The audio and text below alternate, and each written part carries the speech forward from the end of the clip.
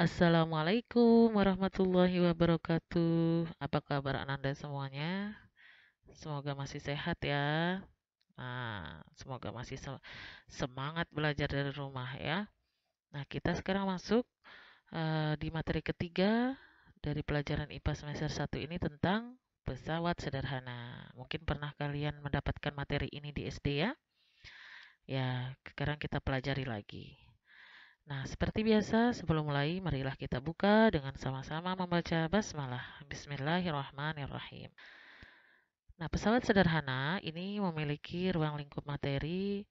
Yang pertama itu tentang usaha. Jadi, hari ini kita akan menjelaskan tentang usaha. Nanti ada daya juga ya. Kemudian, yang kedua nanti ada pesawat sederhana. Nah, baru kemudian prinsip kerja pesawat sederhana pada otot dan rangka. Untuk pertemuan hari ini kita akan mulai dengan usaha ya. Nah, apa itu usaha? Gambarannya seperti ini kira-kira.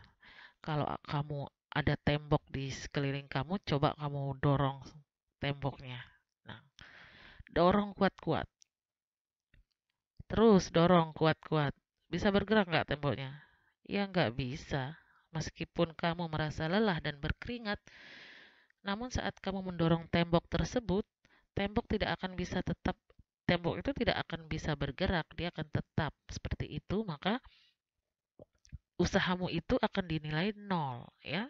Jadi kalau tidak berpindah, maka usaha itu nilainya nol. Ingat ya? Nah, ini gambarnya nih. Dorong tembok sampai keringetan ya. Nah, apa itu usaha sebenarnya? Nah, nanti usaha itu hubungannya sangat erat dengan gaya. Seperti yang kita sudah pelajari gaya semester bab kemarin ya.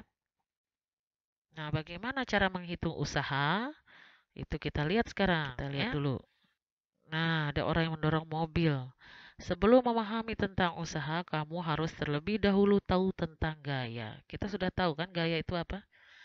Nah, gaya adalah dorongan atau tarikan. Ini udah kita pelajari. Lalu apa sih usaha? Nah, kita lihat dulu nih. Mendorong mobil ini, orang yang mendorong mobil ini merupakan gaya dengan harapan mobil itu akan berpindah. Nah, jadi kalau dia berpindah, maka ada usaha ya. Selanjutnya, pengertian usaha dalam fisika. Ini dalam fisika ya. Usaha adalah gaya yang bekerja pada suatu benda sehingga menyebabkan benda berpindah sepanjang garis lurus dan searah dengan arah gaya. Jadi dia harus berpindah, baru ada usahanya. Nah, seperti gambar ini ya, ada posisi awal, ada posisi akhir. Jangan diem. Kemudian ada gaya di situ ya. Nah, satuan dari usaha ini adalah joule. Lambangnya adalah W, wok ya. Nah, ini di gambar ini kita bisa bedakan usaha dalam fisika dan itu usaha dalam kehidupan sehari-hari ya. Berusaha kalau itu. Nah, kalau usaha itu dia harus ada perpindahan kalau dalam fisika ya. Kemudian bagaimana cara menghitung usaha? Nah, ini ada rumusnya. Insya Allah tidak sulit ya. Ini rumus usaha. Diingat. Usaha atau work W ya, itu bisa dicari dengan cara mengalihkan gaya F dengan perpindahannya S ya. Jadi W sama dengan F kali S. Oke, bisa ya? Itu udah ada keterangannya dan satuannya. Nah, semakin besar gaya yang diberikan pada benda, semakin besar F-nya, maka semakin besar pula usaha yang dihasilkan. Begitu pula semakin besar perpindahan benda, maka semakin besar pula usaha yang dihasilkan. Karena di rumus itu mereka berbanding lurus, yaitu dikali ya. Tapi jika benda tidak berpindah atau S-nya sama dengan 0, maka usahanya dianggap 0. Karena S itu kalau 0 dikalikan berapapun gayanya, sebesar apapun gaya yang kamu keluarkan tapi tidak berpindah, S-nya berarti 0. Maka dikalikan dengan berapapun dikalikan 0 pasti hasilnya 0. Jadi usahanya akan 0. ya. Nah, itu usaha dalam fisika ya. Selanjutnya kita lihat contoh soal pertama. Perhatikan gambar berikut. Ya, jadi ada gambar nih, sebuah kotak ditarik dengan gaya F sebesar 12 Newton. Nah, dia berpindah nggak? Berpindah ini. Kotak berpindah 4 meter ke kanan dari posisi semula. Tentukan usaha yang dilakukan gaya pada kotak tersebut. Ya, jadi ada perpindahannya, ada gayanya ya. Oke, kita lihat pembahasannya adalah kita tulis dulu diketahuinya. Berapa gayanya? 12 Newton. Berapa perpindahannya? 4 meter ya. Kalau diketahui itu ditulis lambangnya saja Fs gitu ya. Nah, apa yang ditanyakan? W. Nah, W itu apa tadi? Usaha.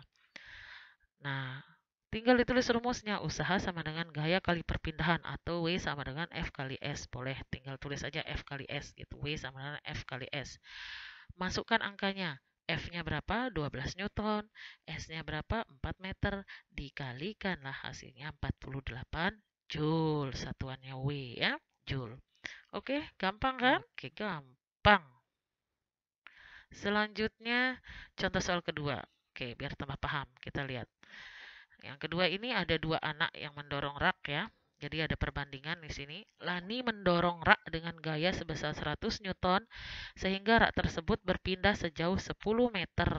Nah, sedangkan Siti mendorong rak lainnya yang sama massa dan ukurannya dengan gaya sebesar 400 Newton sehingga rak tersebut berpindah sejauh 40 meter. Berapakah besar usaha yang dilakukan oleh Lani dan Siti? Usaha siapakah yang lebih besar? Nah, kita lihat nih, kita bandingin satu-satu dulu kita cari usahanya. Lani, nanti berapa ya? Oke, seperti biasa pembahasannya diketahui dulu ditulis gayanya Lani, F Lani sama dengan 100 Newton, gaya yang dikeluarkan Siti, F-nya Siti 400 Newton, S-nya atau delta S ditulis di situ ya, yang ke segitiga itu sama aja. S Lani sama dengan 10 meter, S-nya Siti sama dengan 40 meter, yaitu perpindahannya ya. Kemudian apa yang ditanya? W Lani dan W Siti, usahanya Lani dan usahanya Siti. Masukkan rumus. Rumus harus ditulis di jawaban itu ya. Jadi rumus, kemudian baru masukkan satu-satu. Lani itu 100 Newton, F-nya dikali 10 meter perpindahannya. Itu kali ya, titik itu ya. Kemudian sama dengan 1000 Joule. W-nya Siti, usahanya Siti 400 Newton dikali 40 meter ya. F kali S-nya Siti. Jangan dibalik, punya Lani dikaliin Siti, nggak boleh. Ya, sama dengan 16.000 Joule. Udah jelas ya? Gampang nih ya.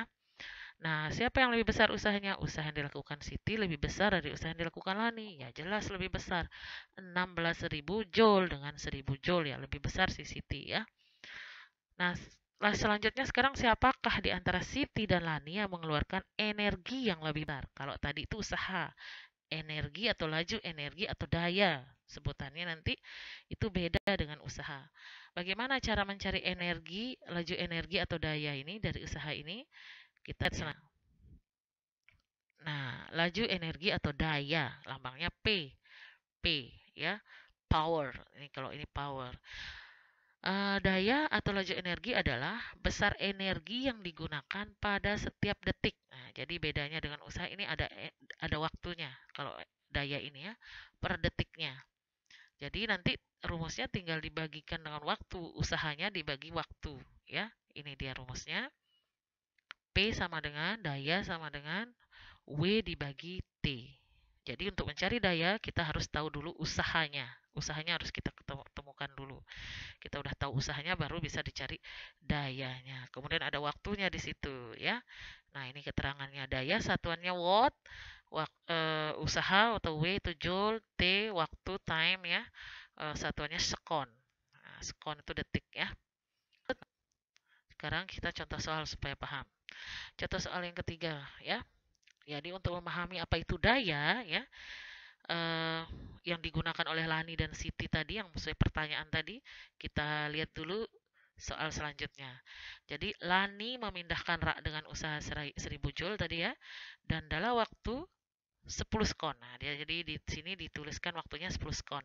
Sedangkan Siti memindahkan rak tersebut dengan usahanya tadi ya. Sebelumnya di contoh soal 2 itu usahanya itu 16.000 Joule. Nah, dalam waktu 40 sekon.